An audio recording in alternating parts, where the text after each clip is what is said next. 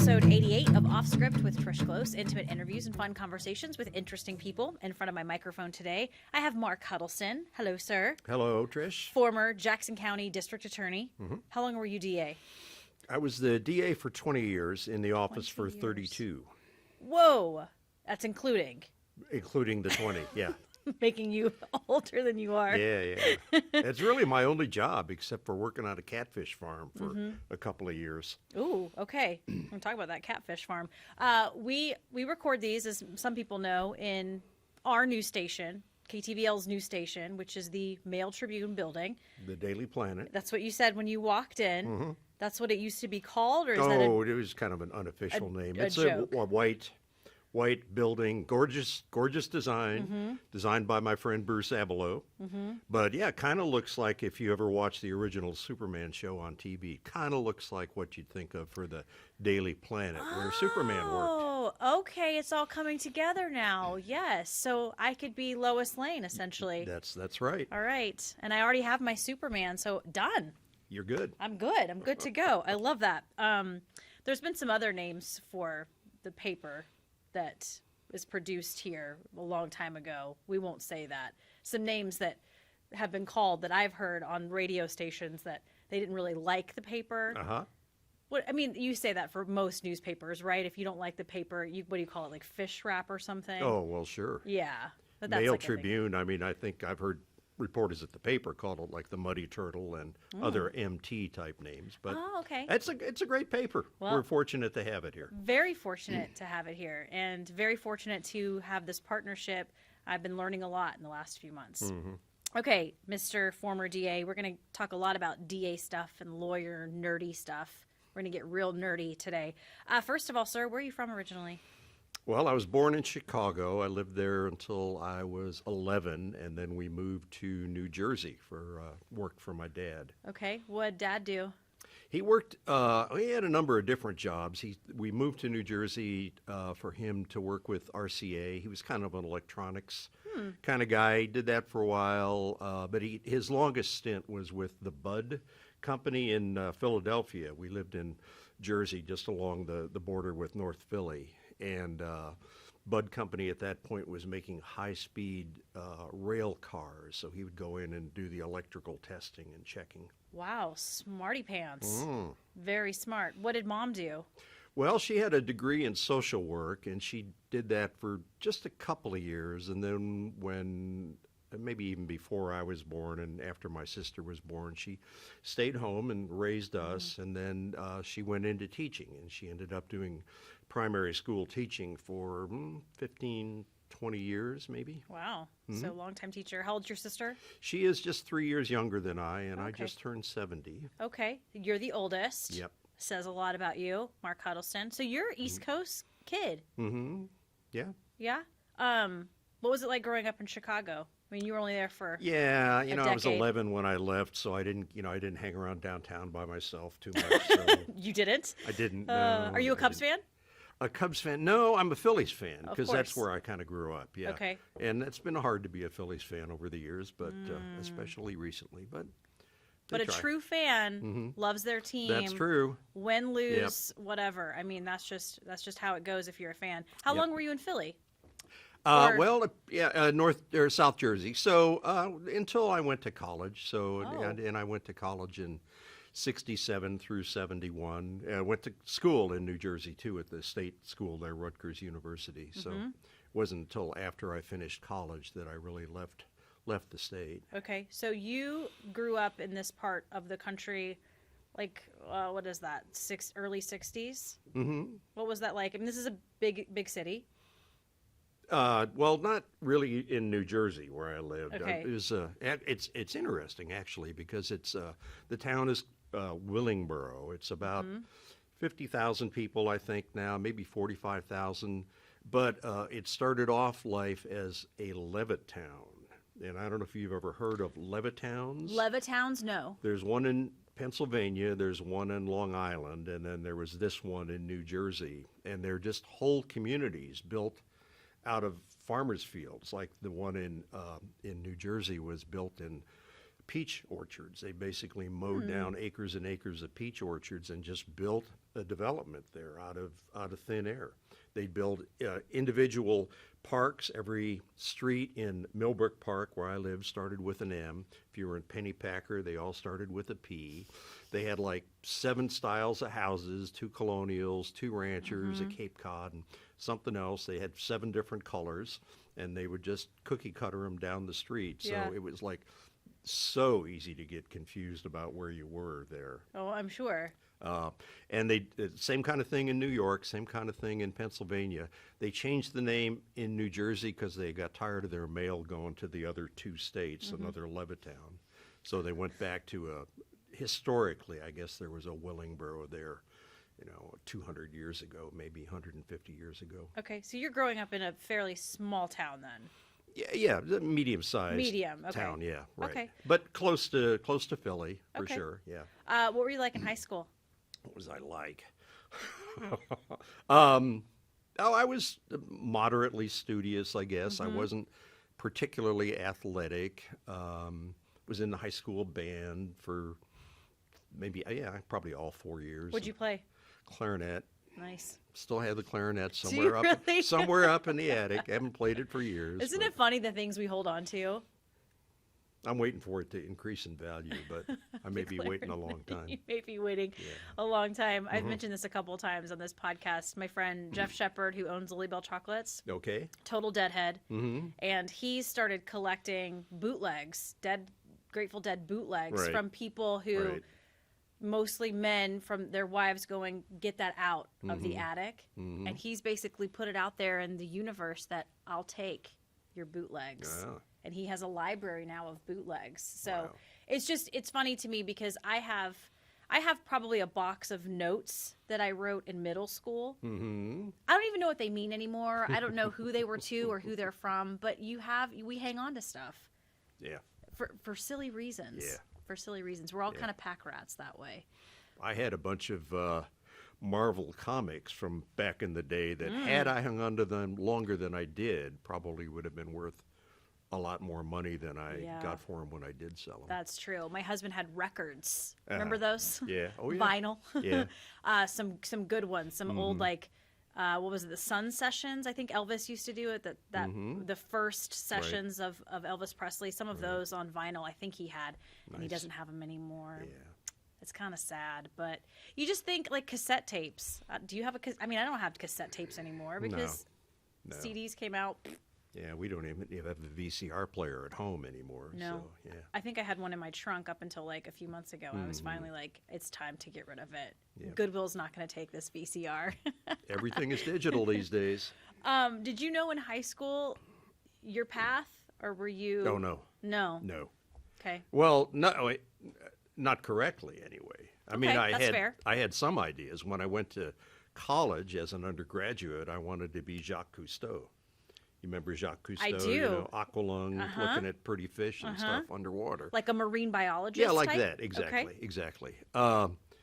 And that's that was really the degree that I ended up with as an undergraduate. But unfortunately, my grades in physics, chemistry, even biology were kind of like not very good at all. Need those just a little. Yeah. I mean, if you're going to be a marine biologist, you should be good at that stuff. So I applied to one grad school, but they correctly said, no, we're not accepting you as a person in the sciences. So didn't have a lot going on at that point. So I ended up going into the Peace Corps for a couple of Really? years. Yeah. Okay, explain, because I know a little bit about the Peace Corps, but explain how it works. Essentially, you go somewhere and do some stuff. Right.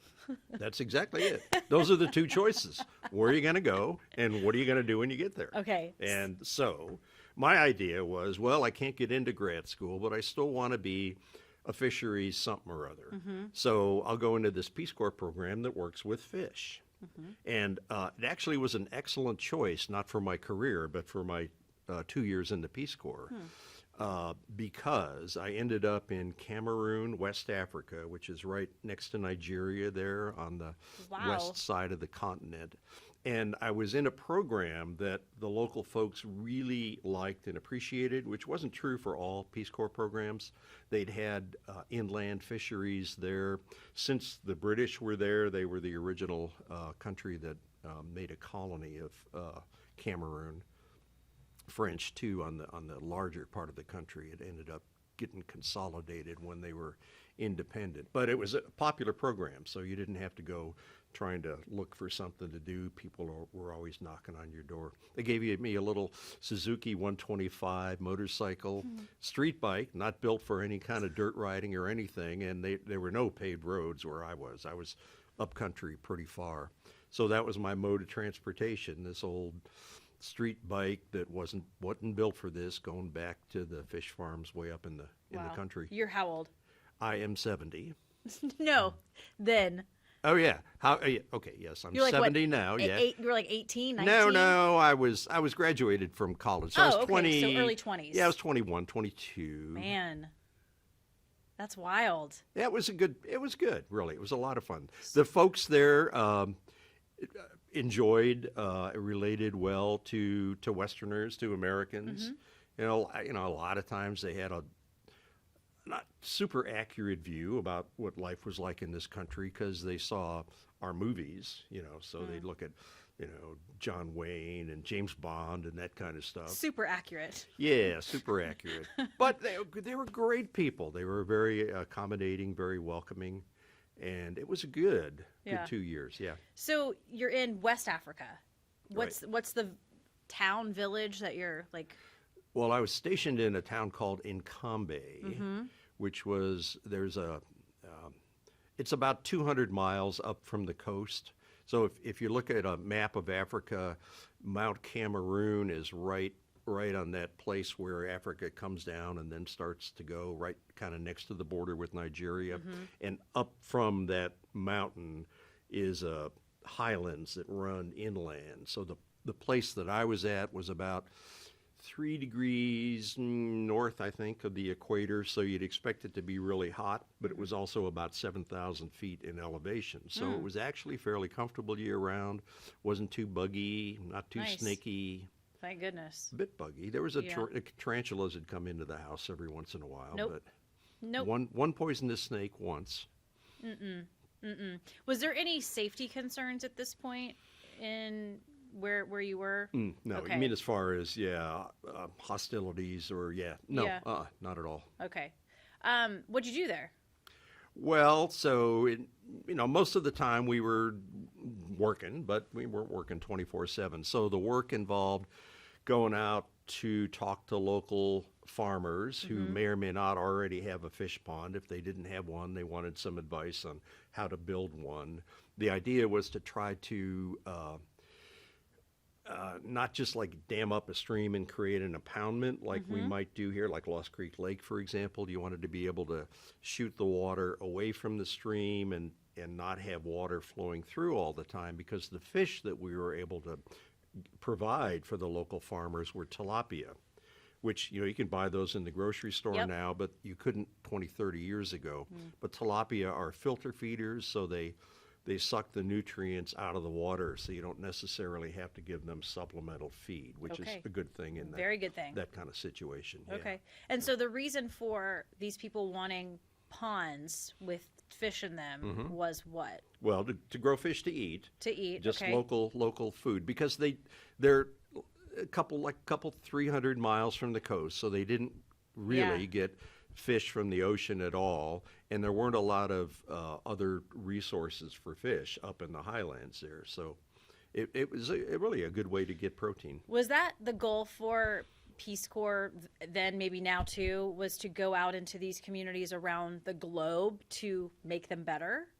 Yeah, to help to the extent you can. The idea, this is John Kennedy came up with this. I don't know if it was his idea, but under his administration is when the Peace Corps started. The idea is send out, mostly college kids, not all. I mean, older people, Right. Jimmy Carter's mom, I think, was a Peace Corps volunteer at one point, but send out folks who have some experience in certain areas and access to resources that the local folks might not have, to assist in A lot of it is food related, but it wasn't all. Some of it was teaching, some of it was economics.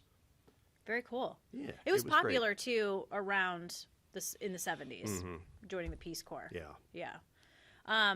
So wait, where does the catfish farm come into play? Well, okay, so the catfish farm happened after I came back from the Peace Corps. So Okay. I've done my 2 years. Right. My idea is, although I have lousy grades, I still want to work in fisheries biology some way or another. I've done it for a couple of years, so I ought to be able to do something. So what's out there? And I was able to hook up with a fella who had some associations with the Peace Corps, a guy named Leo Ray, who had a fish farm in Idaho growing catfish, which is in and of itself pretty unusual because most of the commercial catfish that are farmed in this country are grown in the southeast Yes. in big old farm ponds, like Yes. 200-acre ponds that are 3 feet deep. Alabama, Arkansas, South Mississippi. Carolina. There you go. Yes. You had them growing up? Yeah, Yeah. my grandparents lived on a lake. When I went fishing for the first time with my dad, that was the first fish I caught was a catfish, and that little booger stung me. Yeah. Yeah, They have sharp little dorsal fins. they do, yeah. the little whiskers. That too, yeah. So this farmer, Leo Ray, he had some property in Southern California, and I think he was doing some fish farming down there at the time too. But he discovered that in this property that he was looking at around Twin Falls, Idaho, he had about 90 acres, I think. He had thermal artesian water, which means he didn't have to pump it. And he didn't have to heat it. Came out of the ground without pumping at about 85 degrees, I think. Okay. Catfish like it at about 80, 79 degrees. He had a surface stream he could use to cool it off. And he just built a series of concrete raceways like they have at, the local trout hatcheries that they use to stock the lakes. Right. But instead of trout, he was growing catfish and did a great job with that. He had really a premium brand. He was able to market it as mountain grown catfish, and they really were. They were an excellent product. Sold those throughout the West Coast, really. For consumption. Okay. Sure. Mostly Okay. to high-end restaurants. Catfish. Yeah. That cracks me up. Yeah. That cracks me up. I mean, that's like poor people cat. I mean, I don't know. It's really a good eating fish, though. Great eating, Yeah, especially. Yeah, there was a restaurant when we moved to Las Vegas when I was 16 from South Carolina. We went into this super fancy restaurant in Las Vegas, and one of the things on there was some catfish dish, and I think it was like going for maybe $30 or something. And I'm thinking to myself, are you kidding me? Right. That's hilarious. Right. Nice blackened catfish. Yeah, yeah. And another thing just that's interesting about that particular fella, Leo Ray, and his operation, he decided, probably 15, 20 years ago now, that he wanted to branch out into other things. So he decided to raise sturgeon for the eggs because he was going to process that for caviar. Yeah. And in fact, that's turned out to be a good product. And I just saw an article in Forbes magazine last month, and they had a page about Idaho caviar, and apparently caviar coming in from Russia and Eastern Europe is not happening as much for various reasons. So Idaho caviar is the thing. It's these two days. words I would not put in a I sentence know, together is right. Idaho and caviar. I know, but there you go. That's wild. Uh-huh. That's pretty crazy. Yep. Well, and sturgeon, that's a big fish for our region, the Pacific Northwest. Right, Is it right. Columbia River? Yeah, Columbia River. I think they may have some in the Snake, but Columbia, yeah, primarily. And I'm not familiar with it, but I'm fairly certain it's pretty. You can't catch a whole lot of sturgeon. You have to be really careful with. Yeah, There's restrictions on right. it. You can't catch them too big or too small. There's kind of a medium size, I think. But that's not a caviar market. That's just somebody catching a sturgeon to eat for dinner. Yeah, which sturgeon is delicious. Very good. Yeah. So you work with this gentleman on his catfish farm? Couple years. Okay. I started off as kind of the plant biologist or the farm biologist, but Nice. you don't really need a biologist in a place like that. So you got to work in the processing plant, and then I worked my way up to processing plant manager. But after a year or so of skinning catfish, I decided it's time to look at something different. You have that realization where you go, I need a real job now.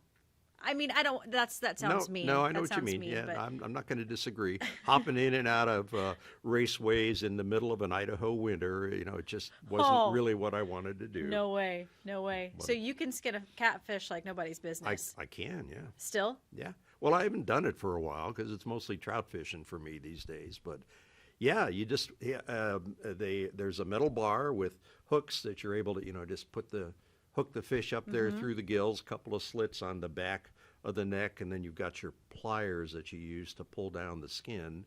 And then you can either have a pan-ready cut where off comes the head and out come the guts, and it's good to go, or you may have to fillet it as well. Okay. So the skin, you don't take off the scales. You just take off the whole skin. Yeah, there's no scales per se. It's just kind of a leathery skin, so it rips off in one piece if you do it right. Oh, and I'm sure you can do it right. After lots and thousands of fish, yeah, Thousands. you learn how. Thousands. That's awesome. And you said trout fishing now?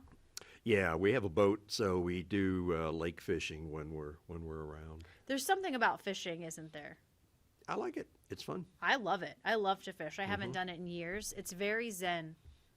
The way I fish, it's very zen because it's only when you're catching fish that it becomes unzen. But, yeah. Oh, that's awesome. Okay, so you have this realization, I got to do something else. Mm-hmm. What comes next? What Law avenue? school. Law school. Why law school? From working on a catfish farm, why law school? I couldn't think of anything better. Really? Like most people that go to law school, they have always wanted to go to law school. Yeah. Their dad was a lawyer, their mom was a lawyer, their brother was a lawyer, Mm-hmm. whatever, and they've always known that they want to go to law school. I actually had a friend in the Peace Corps who wanted to go to law school, so that was probably a bit of the motivation. But honestly, I'm on the fish farm.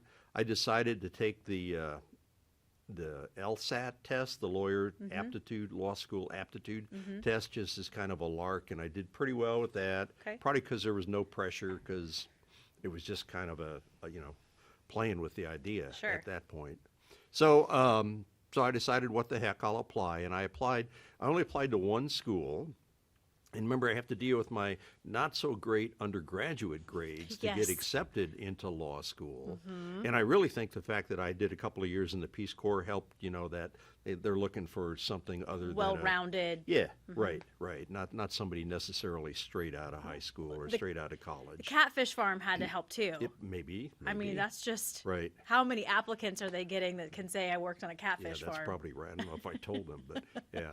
But what a nice thing that did, though, I'd been in Idaho for 2 years then, so I was an Idaho resident, and Idaho, at least at the time, had this provision in their state constitution that education shall be free to all residents of the state, and they didn't distinguish between primary education and Whoa. college. So although you get charged some ding fees and whatnot, I was paying $1,000 a year or maybe a term to go to law school, which I couldn't have afforded to go anywhere else. That is incredible. It's honestly, it's how it should be now. It'd be nice if it could be. In my for opinion, sure. I understand it's maybe, yeah. My school was very affordable, but I also got scholarships. So when I graduated, I didn't have student debt Right. at all. Right. I don't know, Right. looking back, how I would have survived if I had to pay Yeah. student loans off. I mean, it's such a huge crisis in this country, higher education and being able to afford it. Absolutely. Yeah. Well, good for Yeah. you. That's amazing. I mean, you got that's incredible that you were going to law school for that amount of cash. Turned out okay. And then my idea was, well, I'll go to law school and then I'll become one of these hotshot lawyers that work in private practice and sue I don't know who and make a lot of money. And I ended up in the DA's office instead, which is, a different kind of track. What DA's office? I just started at the Jackson County DA's office in Medford. That was my first job actually practicing law as a lawyer. Okay, so you graduate. You graduate in Idaho. Yeah, right, exactly. Graduate in Idaho, but I decide I don't want to practice in Idaho because there's more deer than people in the area where I was living. So I had this friend from the Peace Corps again, a different friend who was going to Oregon State Okay. University, working on his agricultural economics PhD, and he'd been doing that for a while. So Wow. I visited him a few times in Corvallis, decided I really liked Oregon. So I decided, well, okay, I'm going to go to Oregon and take the bar in Oregon, which is what I did. And then when I passed the bar, I'm just kind of looking around for a job and just kind of ended up in the DA's office in Jackson Medford, County. in Medford, Oregon. Yeah. Did you pass the bar the first time? I did pass the bar the first time, yeah. Nice. I've heard it. Some haven't.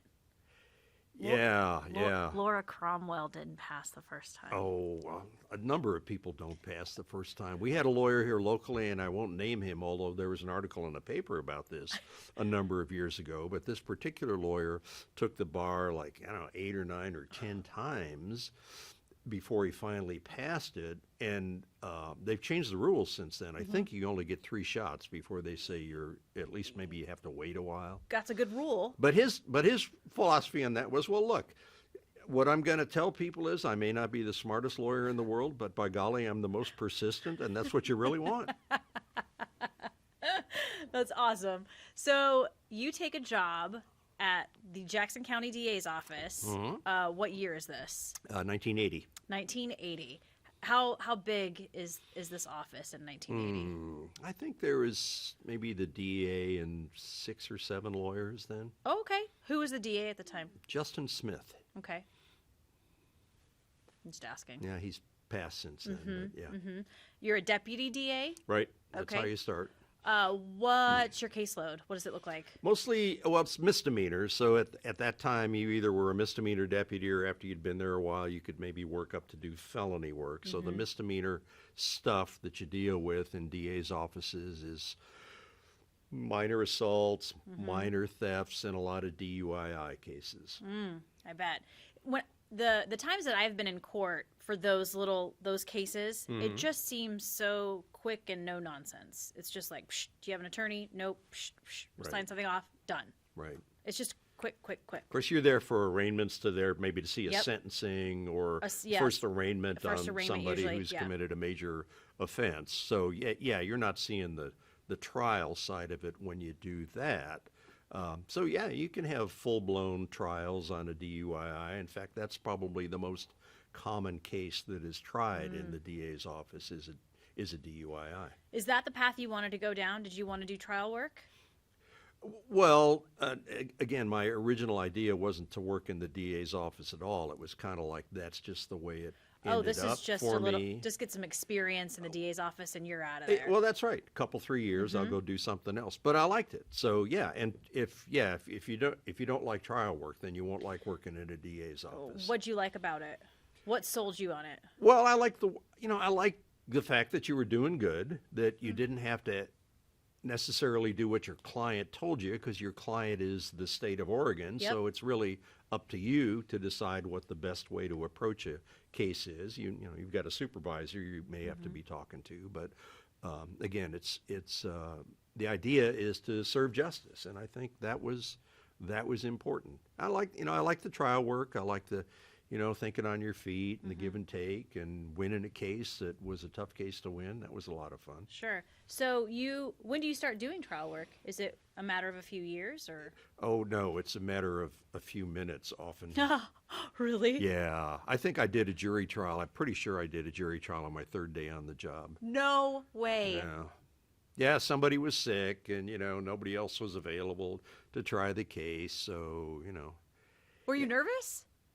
Oh, I'm sure I was. Yeah, I think it was a 3rd day on the job, and Bill Juba, who was the next DA after Justin Smith, but he was a deputy DA then. He'd been there a year or 2 longer than I, and they were having their first baby that day. So he wasn't going to be trying the case. Nope. So they said, Mark, here, do this. It was a pro se defendant, which means he didn't have a lawyer.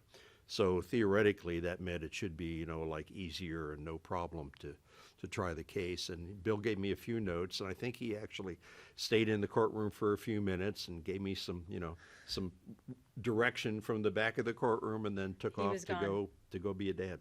That's awesome. Yeah. The 3rd day on this job, they sent me to Klamath Falls for a murder trial. Oh, there you go. Right. Third day on the job. You learn by doing. I'm like, what? Where's Klamath Falls? How do I get there? Yeah. That was actually a super gruesome case. An older man coerced the 16-year-old, and they ended up like killing a family member and setting the trailer on fire. It was gnarly. And I was so excited. So excited. Right. It's just Right. not right. Right. We're not right in the head. Did you like that trial work that you did on the third day of the job? Was it exciting after the fact? Yeah, Yeah. it was a totally different case actually because of that particular defendant, and it was this pro se client started off he's having a jury trial even though he doesn't have a lawyer, and he's asking the jurors. He's got this list of 200 questions, and he's asking every juror the same 80 or 60 questions, and you can see he's alienating the jury panel entirely. He's Yeah. asking questions like, if I told you that I represented myself, would you believe that I have a fool for a client? Weird stuff like that. So, Oh man, he was done. You could tell that the jury wasn't going to like him, but it had some interesting wrinkles. But yeah, but it was kind of I haven't forgotten that case yet. No, you haven't. Many years ago. It's funny what we remember, what we hang Yeah. on to, and what we Yeah. forget. So how long are you deputy DA before you take the plunge? Yeah, so that's about 12, 13 years. And what happened there was Bill Juba became district attorney. He ran against Justin Smith and defeated Justin in a contested election. So he's the new DA. He makes me his chief deputy DA. So I'm the number 2 person in the office. And he served just 4 years, and he died incredibly young, way too Oh, young. wow. He had a heart attack, and he just passed. So there's a vacancy, and the governor appointed me to fill the vacancy. Okay, and then were you DA from that point until? Right. I had to run. You still have to run for election every 4 Right, years. right. I was reelected 5 times. One of those was contested. Really kind of the first real election was contested, and after that there was nobody running against me. 5 times. Wow. And how many? You said 20 years you were DA? What are some of the big cases that stick out to you? I mean, I have one written down that I want to talk about with you because I was in the courtroom at the time. But looking back, what are some of the cases that just won't leave you? Well, I mean, I certainly could talk. Those are mostly murder cases that you tend to remember most, probably. Is that because it's just so rare here? It is rare, yeah. I mean, we had, at least back when I was DA, we had 6 or 8 murders a year in a county of 200 and Yeah. something, 230,000. So Right. didn't seem like a lot necessarily. But I also did, before I became DA, before Bill died, I had about a 6-year stint working child abuse cases. And that's interesting, I think, because before I started doing that, child abuse cases in the office were handled the way other cases were handled. They were kind of assigned to the more senior deputy DAs by rotation. There was nobody specializing in that particular type of crime. And let's see, it was 1986. There was a group of citizens in the county. The group was called Protex. And these folks were interested in trying to see if we could do better with responding to child abuse in the county. Because these, and correct me if I'm wrong, these cases, like you just said, were sort of, you guys were handling them just like you were handling any other case. So there was really no special care, special attention. Well, yeah, there was no specialist assigned to the case. I mean, not to say that we were given those cases Right. short shrift, because we Right. weren't. But these folks thought there should be one person in the office that specializes in these cases. That Okay. person will get more experience, they'll get more training, They'll know who to network with, and people from outside the office will know who to go to Right. with questions and concerns about a child abuse matter. So those folks presented at a county board of commissioners meeting, and they said, Board of Commissioners, you need to give the DA, who was Justin Smith at the time, give the DA another staff person to specialize in child abuse cases. And Justin was supportive of that, but he'd also been, he'd been trying to get more staff out of the Board of County Commissioners for Right. a number of years and Okay. hadn't been successful. But these folks convinced the board that that was an important specialized position that ought to be created. So they did fund it, and I told Justin I was interested in doing that work. He said, "You got it, Mark." Is part of it with this special position, is part of it with these cases, do you have to talk to the children usually? Is that part of it? Yeah, certainly if the case is going to proceed to trial, yeah, Okay. you absolutely need to meet with the kids. Okay. Yeah. Super, super sensitive material. I mean, I don't know. Did you see that with this position and with these cases that enough was being done or not enough was being done? It was an interesting time in how we as a culture, a society, dealt with child abuse. So we're talking like mid 80s, 85, Right, 86, right? So if you look nationally at how we were responding to child abuse as a country, we weren't, if you go back 30, 40, 50 years, it was kind of like sweep it under the rug. That's just Uncle Johnny, that Yeah. kind of thing. So by the time the early 80s hit, that philosophy was changing and more cases were being goodness. reported. So nationwide, you saw the number of cases reported like almost doubling Right. every year for 5 or 6 years. And nobody thought that was because we were having twice as much child abuse from one year to the next. It was we were listening to what the kids were saying now and trying to do something about it. So you guys had a decent caseload then within the county. Yeah.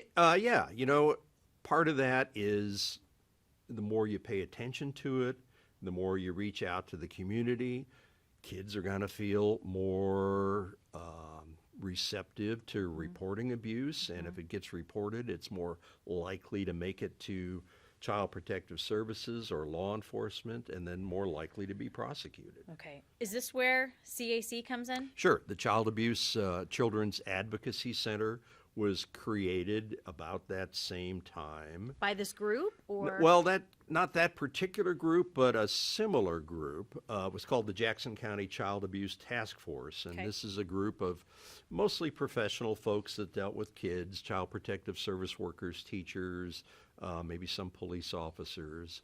And they've been meeting regularly, doing some training and seminars and whatnot, but that was mainly what was happening at the time. But in 1988, I think, or 87, Josephine County got a grant, probably it was 89 actually. Josephine County got a grant to build a children's advocacy center in Josephine County. And the first one of those actually had started in Huntsville, Alabama a few years before, and they were just starting to spread around the country then.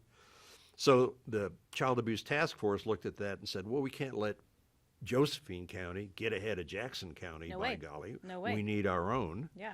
But there weren't any big grant funds available at the time, so we had to go out and kind of raise awareness and raise money locally in order to build our first center, and we were able to do that successfully. It's crazy to think about the things you have to do to raise money for, having bake sales and Right, whatnot right. to get these things going. But you guys actually, this group finds an old home, an old house, renovate. Right? There was clearly a need for a children's advocacy center, Right. which is why all of this came about. Sure, because the idea behind a children's advocacy center is to try to change the system to be more responsive to child victims. Yeah. If you look at what ultimately happens in a courtroom, for example, with an adult, say an adult sexual abuse victim, and that is hard enough for, you know, a 30-year-old man or woman to go in there and talk about being sexually abused or assaulted by somebody. But then you think of a 6-year-old kid trying to do the same thing. It's hard. So you need a different environment. right, exactly. And it starts with the investigation and the intake process. So before children's advocacy centers, child might be interviewed by a police officer, you know, in the house where the abuse occurred, maybe, or in a police station, or, you know, worst case scenario, in the back of a patrol car. No. So we wanted to change that so we could find a place where it would be kid friendly. It looked like grandma's house, and we would do the interviews there rather than other places that weren't as comfortable for the kids. Goal achieved. I don't think there's any place more cozy than the Children's Advocacy Center. Yeah, it's pretty good, isn't it? It's pretty nice. great, yeah. So you guys renovate this building. Yep. It opens when? 91, March of 91, I think, or April. And then, because you sent me the PowerPoint that you presented just recently at the CAC fundraiser. Right, the annual winter gala. Yep. Yes. You guys had this paid off when? Yeah, we paid it off in, let's see, I think about 5 or 6 years. So, yeah, mid 90s maybe. And I know it's grown since the inception of this, but I mean, there's a doctor on staff Right. to do examinations, which that's a whole area of the CAC that I think is super special. That and the counselor who is there they are trained to Right. talk to children who have been in situations like this. Right. The doctor is trained to do an examination of a child who's just gone through some sort of sexual assault Right. or abuse, Right. which they're already sensitive and closed down and closed up. And so to be able to talk to that child and examine them, that's some skill. And it was a real need because before we had an in-house physician, we had to go to local pediatricians or, you know, Right. just local doctors who didn't necessarily have as much training as they might have liked to do it. And then, you know, you start leaning on one particular doctor, and pretty soon she's got way too many child abuse cases and this rest of this practice. Now she's getting subpoenaed for trials that may or may not go, and it's just totally messing up schedules. So the reason that we have an in-house physician is thanks to Asante. They created the first full-time position. Asante just totally funded our doctor for a number of years there, completely on their own hook, because Go they Asante. saw how important this work was. Yeah. So now, how does the CAC get funded? Local. Well, yeah, good question. So there's a like anything else, there's a number of legs to the stool. There is a fair amount of state funding that comes in. They created a statute a long time ago now that takes part of the money that a criminal defendant pays in court, and some of it goes to fund the police academy and victim witness programs at DA's offices and whatnot. But part of it goes to children's advocacy centers around the state. So that's some of it. We do grant funding, certainly. We'll go to local, grant organizations and, the Meyer Memorial Trust or what have you, and say, we'd like to do this particular project for 3 years. Can you help us with some funding? We do billing, although we never charge clients for out-of-pocket costs, never. But we will always bill insurance when we can, either direct insurance or Oregon Health Plan, if that's what the client family has. Okay. Does the CAC get involved initially? They get involved initially with the case. Is there ever any sort of longevity with that? I mean, or do you, after when the case is over, those kids don't go to the CAC anymore for like counseling or questioning or anything like that? That shouldn't be questioning after the case is over. We should be done with that piece of it. But counseling, yeah, that can continue. Our goal with the counseling, at least initially, was because when we started it, again, there weren't a lot of counselors available for these kids, and kids would report the abuse, and then they get stuck on somebody's waiting list for 3 months while this whole crisis is going on in their lives. You know, they've reported stepdad, he's in jail, mom's had to move out of the house or whatever, and they're on a waiting list for counseling. So we tried to address that by having some in-house counseling. The goal isn't necessarily for long-term counseling, but we will follow up with those kids and with the families too for a significant period of time after the initial contact. And this organization has changed so much since you guys started it. It's definitely evolved for sure. It's evolved, and it's just, I mean, we see press releases in our email inbox on trainings that the CAC puts on so you can recognize the signs of abuse. And so they're really spreading the word. It's about awareness, education, and they're doing great work as far as the cases that the DA's office has to handle. Yeah, absolutely. And the victim witness program at the DA's office is still the primary group that deals with the kids when we're talking about going to trial. Yeah. But we work with those folks. We work with the CASA program where we have CASA volunteers who work with advocate for kids in court on juvenile dependency matters. We work with those, but everybody's got their own job to do, even though we may be seeing the same child in different types of venues. Do you think this is part of your legacy? Would you say that? I mean, I know there were a lot of people involved. Yeah, right. But you played a huge role. You still play a huge role. Yeah, I'm still on the board. They haven't been able to get rid of me yet. I mean, you really do. You have a very big soft spot for this organization. I do. I'm so proud of the work we were able to do to get this organization up and running, the work it continues to do today. It's really like, aside from my family, it's the thing I am most proud of, I'd say. And then DA's office is obviously up there too. So let's say three things that I'm most proud of, right? Yeah, it's a great legacy. They put my name on the boardroom, which I told somebody long ago, you should never put anybody's name on anything while they're still alive, because you never know. But so far, I haven't disappointed. Why do you think it holds such a special place for you? Well, we created it from scratch. You really did. It wasn't there, and now it's there, and it's been so well received, so well supported by the community. Another way that we raise funds is like the gala that we do every year that you were able to attend, and we do other fundraising events throughout the year. The community has been a great supporter of the center, and that's been extremely heartening. And one of the things I said at the gala when I was talking about those PowerPoint slides is Josephine County got a big grant to build a center. We couldn't get a grant. We had to go knocking on doors and talking to people. And in the long run, I really think that helped a lot, because the community knows who we are, what we do, and that's helped us in the fundraising going forward. Yeah, CAC is definitely a name in Jackson County. I mean, everybody for the most part knows the work that's being done there. But yeah, I mean, it's from scratch. Was it very sweet that this house was right across the street from the DA's office, or was that the point? Was that the goal? Yeah, one of the goals was to have it close to the courthouse, the DA's office, the police department, and the sheriff were all right there. Right there. Yeah, right there. Yeah. Right.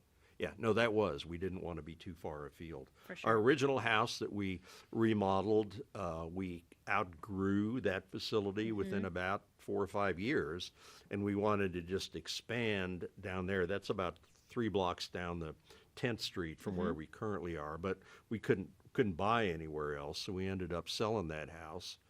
I think we sold it for like $150,000, and we paid like $40,000 for it or something. So we did make some money on that. Yeah, that was good. Nice. And we bought the facility from Bruce Abelow, the architect that was very involved in helping us get that first center remodeled and going. We bought his office and didn't have to remodel that very much, but then we ran out of space there.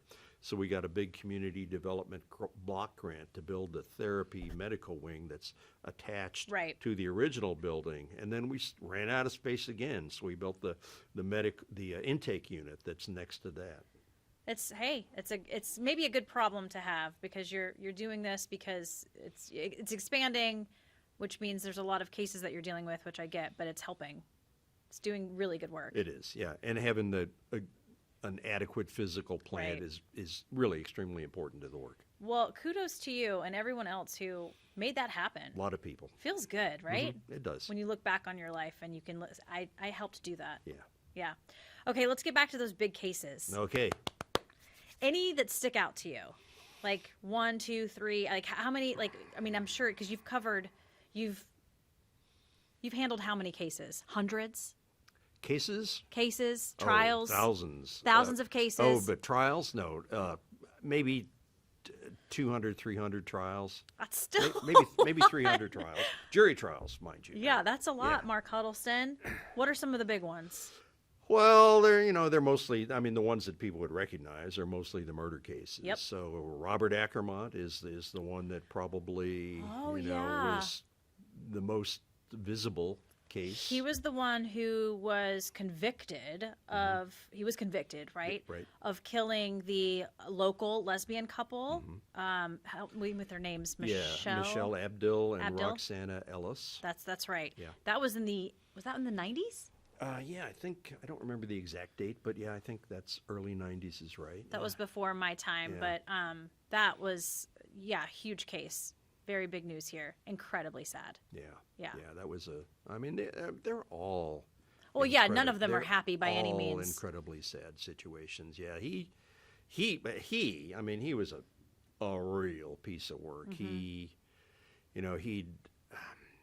had a good job. He was working for a trucking company, making really good money as a dispatcher for trucking down. I think he was in Vegas at the time, and he fell in love with a stripper down there and gave her all his money. And then he ended up moving up to Oregon. He lived with his mom, who'd moved up here before. But before he moved up here, he killed a young man down in California, and that was an unsolved murder at the time. And then we had this double homicide here in Medford. And in the process of solving that case, the police were able to put him together with the California murder as well. Okay. So he was ultimately convicted in California of that murder as well. He received death sentences in both states, and the death sentence against him was ultimately tossed out because of his what I tend to think are subsequent mental issues, but he was able to persuade all the mental health professionals that saw him at the prison that he had issues that made him eligible for a U.S. Supreme Court opinion that says you can't execute a person who has a mental disease. Do you think he was mentally unstable? Well, he was certainly a different kind of guy, but at the time they didn't even offer a mental disease or defect defense at trial. So, I mean, this is basically, they were saying this is something that came on after he was convicted, and whether or not he was laying it on or not, I don't know, but we didn't have enough evidence to prove that he wasn't. Right. Was he in the courtroom during the trial? Oh yeah, Okay. they're always in the courtroom. Yeah. They have to be? They have to be. I mean, theoretically, a judge can toss them out if they're misbehaving badly, and if they did that, they'd probably still link them up with the television. But yeah, they have a constitutional right to be there, right? What was his motive in that case? Well, that's interesting because, as you said, the two victims here were gay women, and there was some kind of concern that was the motivating factor. Yeah. But in reality, I think it was just a robbery. He was trying to get money, and he was able to get some money out of this, and I think really that was his motivation. Although he said both things, because he was given interviews to media folks. He just kept talking until the jail finally said, "Forget it. You're not talking to the media anymore." Stop talking. Yeah. When something like that happens, police arrive, do you get called instantly? Because you're a DA at the time. Yeah, I was. Yes. Yes, you do. Okay. Yeah. And you have to go? Somebody has to go. Yeah. I mean, I didn't necessarily respond to every call out for a homicide, but my rule, we had this list of who gets called for what, that we got out to all the police departments. And, if it was a DUII, we wanted them to call the lawyers that were currently working on DUII cases because they would be most familiar with it. Okay. So my my directive was if it's a homicide case or an officer-involved shooting case, then I want you to call me. I may or may not respond personally, but if not, I'm going to designate a deputy DA.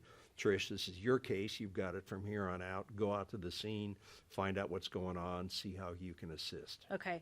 When you get the call and you hear there's a double homicide, I mean, have you ever been shocked to hear that something like this has happened? Was it shocking to you at the time? Or are you just thinking business mode, I got to put on my business hat? Yeah, that's kind of what you have to do. You have to treat it all professionally and just decide, you want to make sure that everything goes as well as it possibly can. You don't want legal issues to be coming up down the road. Right. Okay, so that's a big case. What's another one that was big? Oh, geez.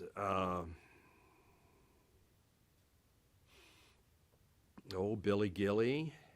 Billy Gilley has another high-profile case, and I didn't actually handle the underlying trial on that case, but that's a fella who, with a baseball bat, beat his mother and father and younger sister, bludgeoned them to death. Where was that? That happened outside of Medford, rural Jackson County, but not too far. And that was when? Was that 90s? That was 80s, really early on. That was really early on. Like I said, I don't think I was even in the office when the underlying crime happened, but he was convicted at trial, but then he had like years of post-conviction matters and appeals. He went through the state system and through the federal courts, and he finally convinced a federal judge that his trial lawyer hadn't done everything that the federal judge thought he should have done, and that he was entitled to and it turned out to just be a new sentencing hearing and not a whole new trial, which is fortunate, because trying to try a case that old is very difficult. I can't even imagine. I'm hooked on some of these Netflix documentaries and shows that are bringing up these old cases that are 20 years old, and they're going back and looking at evidence and trying to talk to new witnesses. Yeah. I can't even imagine the legwork that takes. Right. And I remember someone who I used to work with here at KTVL mentioning the Billy Gilley case. That was his real name. That was his given name. That's just unfortunate. It was William, but yeah. Poor kid. Yeah. I mean, I mean, I'm not trying to be insensitive, but Billy Gilley, that's just a terrible, terrible name. Very unfortunate. Was he finally convicted? Right. So at the resentencing hearing, he was, it wasn't a question of guilt or innocence at that point. Okay. It's just what the sentence should be. I see. And he Okay. killed 3 people, so Yeah. we were looking for, no death penalty was available in his case, because death penalty has kind of come and gone as an option over the years. But, our goal was to get at least 3 life sentences again to run consecutive. And I think the way it shook out, we ended up with 2 consecutive life sentences. But, a life sentence in Oregon, that's true life, means that you should never get out. Okay. There are other life sentences options that aren't true life, that 30 years you can be considered for parole, but this is true life. Okay. Do you know if he's still in prison? I don't know really what his situation is at this point, no. It'd be interesting to find out. One of the trials that I wrote down that you handled was the Gary Rep murder trial. Yeah. I mean, that's a big one for me, only because I covered it. I was the only reporter covering it as far as the video goes. But that was the case of, and you may have to help me, National Guard soldier, or he was just going into the National Guard. Yeah, he was in the reserves or something, National Guard. I don't remember. He was about to become an OSP trooper. Right. Right, he was. I think he'd been hired at that point, I think. Okay. Yeah, but yes. And was married to Carrie Rep Johnson. Yeah. Carrie Rep Johnson. Yeah. She was pregnant at the time with another man's baby. It was not Gary's. Right. And her 2 sons were also not Gary's. Right. I think that's right. Right. Yeah. So the details that stick out to me about this case was when the conviction came down, I think it was just for the loss of one life, Carrie.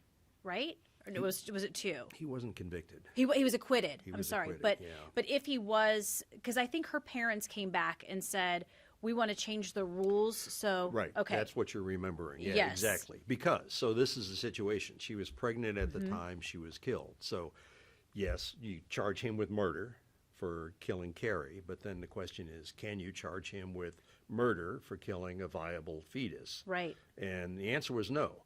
Oregon law at the time, and I don't believe it's changed, was that you're not a person for purposes of the murder statute until you're actually born. So it doesn't mean, though, that there couldn't be a law, some sort of a fetal endangerment, fetal homicide type of law that could be passed. And yeah, Carrie's folks lobbied for that with the legislature.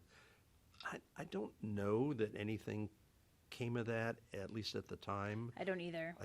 I don't remember anything, but I've been retired for over 7 years now, so Good for you. some of the details are fading away. Good. Let them, Yeah, right? yeah, Let yeah. them fade. A couple of things I was shocked with that trial. This was my first murder trial. It honestly, it gave me nightmares just because of all of the visuals that you guys have to put up for the jury. Yeah. I didn't realize you could show people that in a courtroom. Graphic images. Right. Some of the things that stick out to me, though, are things like there was a footprint by the bed. Right. In fact, I believe you guys someone made Gary walk on a piece of paper in the courtroom with ink on his feet. Yeah, they had. So there were the Oregon State Police Crime Lab. Boy, they worked their hearts out on They that did. case. They worked real hard.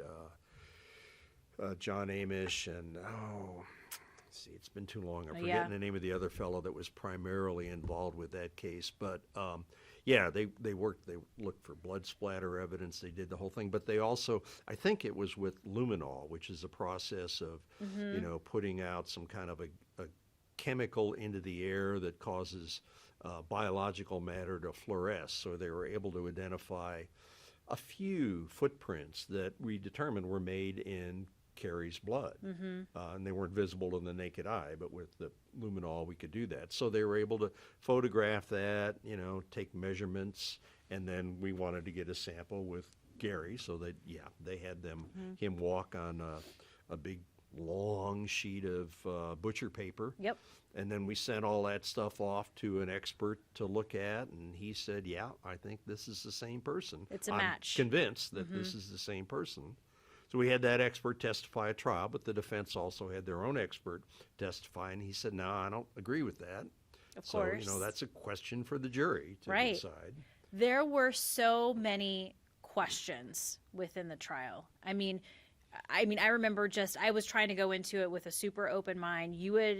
The state would present its side, and then the defense would present its side. And I'm looking at the jury. I'm like, oh, It was, obviously I felt he was guilty, or I wouldn't course. have prosecuted Of him, right? course. But, look, for a jury looking at that case, the evidence was circumstantial.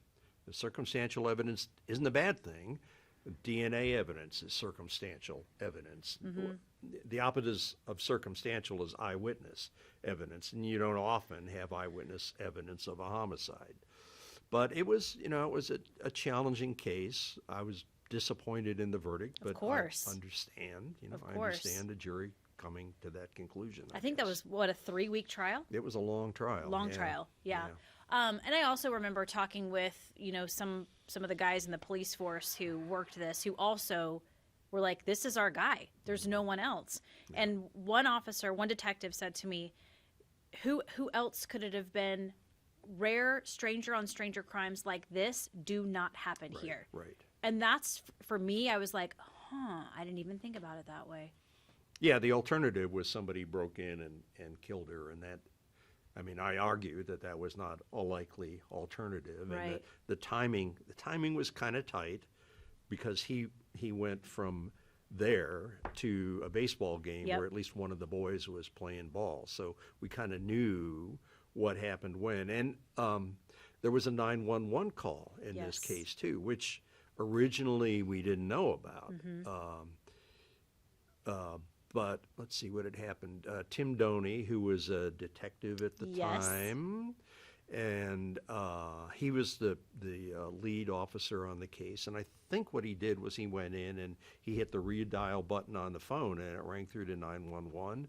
But then when they tried to find a record of that call in their system, they couldn't find it. So I think we assumed it hadn't gone through or something. But then he wasn't satisfied with that. So although it took a while, he kept shaking the tree with the system that they were using, and they were ultimately able to find that yes, there was a call that came through from the rep residence to 911, and you couldn't really hear much of anything on the tape. We actually had experts come in and talk about that I too, remember, but yeah. you couldn't hear much. But the timing was critical. So we, argued that that's when the homicide occurred, right? Why else would there be A 911 call? Yeah. And then we knew what time he showed up at the ballpark. Right. And I think the big thing with that 911 call is that it was essentially a hang up because no one was talking on the other end of the 911 call. Yeah, right. And typically, from what I understand, if someone calls 911 and they hang up, you always send someone. All right, that's the policy, yeah. And that particular dispatcher, that was one of the most heartbreaking things in the courtroom because that particular dispatcher did not send anyone. Right. And you could argue if someone was sent right after that call, it may be a completely different case. Yeah, you may have caught the suspect in the home. Yeah, and I think that policy, I think that was always the policy with the dispatch center, but now it's been very much enforced after this case. Right. Yeah. Right. But yeah, he was acquitted, and it was just I learned a lot. I mean, I was very grateful for that case. I hate the fact that this beautiful young person died, but it was very, very educational for me to see how our system works. Eye-opening. And it was nice to share it with viewers too, because a lot of people, the courtroom was pretty full every single day. Yeah. Yeah. Yeah. Is that a big one that sticks out for you? Oh yeah, that Yeah. was a difficult case. I'll take that to my grave. Yeah. Well, I mean, I'm sure there's lots of those. You guys do the best that you can, and at the end of the day, it's not up to you. Right. It's up to this group of 12 strangers. That's how our system works. Yeah. It's not perfect, but it's the best system in the world. Who was the judge on that trial? Let's see. Was that Mejia? Well, it was going to be Judge Carmen, and then it got postponed. No, I think it was. Judge Davis. Was it Judge Davis? Was there a Judge White? Was it Judge White? It was There is Judge a Judge White. White. Was it Judge White? It was Judge White. Yep. Because he was nice to me. Sounds right. Judge White. Ray White. Yes, yeah. Ray White. Very nice to me. So was the bailiff. The bailiff was very nice to me. I don't remember his name. I sent him a thank you note after that trial because he was so kind to me during that entire trial. Those are good folks, the bailiffs. Well, we're going to wrap up, Mark Huddleston. Okay. I don't want to bring this down by talking about another murder case, but they are fascinating. For the rest of us who don't have to do them, they are fascinating. All the evidence. Sure.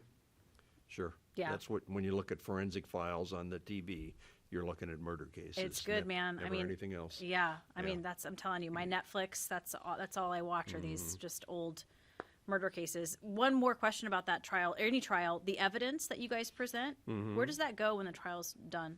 Well, the court keeps it. It's all submitted to the court. So the court's in charge of it.